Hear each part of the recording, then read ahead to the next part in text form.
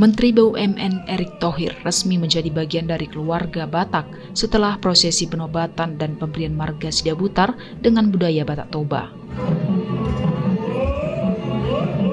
Kegiatan penabalan marga Sidabutar kepada Erick Thohir dirangkai pada kegiatan acara Totoba Heritage Fest untuk mempromosikan pariwisata Danau Toba.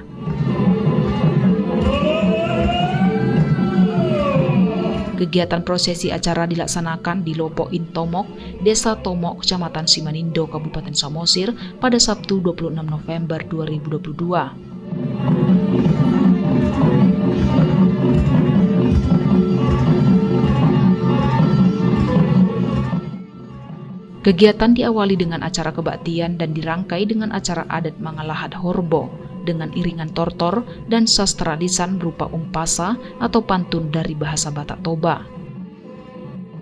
Prosesi adat dihadiri seluruh keluarga marga Sidabutar yang ada di Tomok dan juga mengundang semua rumpun marga raja-raja dari Sidabutar.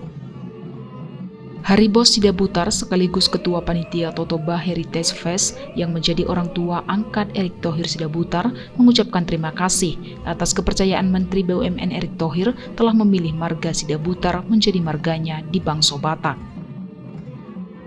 Menteri BUMN tersebut diberikan marga Sidabutar sekaligus juga diserahkan tongkat pemimpin di hadapan tokoh-tokoh adat Batak dan masyarakat. Erick Thohir menjadi marga Sidabutar dari generasi ke-10 Raja Opung Butu Sidabutar dan anak keempat dari Hari Bos Sidabutar.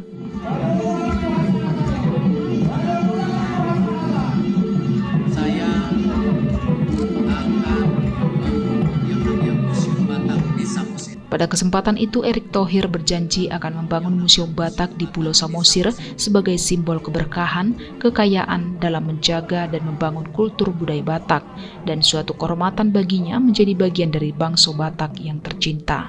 Nanti perlu membangun yang namanya monumen bangsa Batak, di mana Pulau Samosir adalah tentu sebagai pusat kultural awal, sehingga kita juga bisa mendorong perekonomian di Samosir, yang namanya para wisata, pembukaan lapangan pekerjaan, dan sudah seyogyanya dan sudah seharusnya kita tidak menomorduakan yang namanya turis kita sendiri, yaitu turis lokal.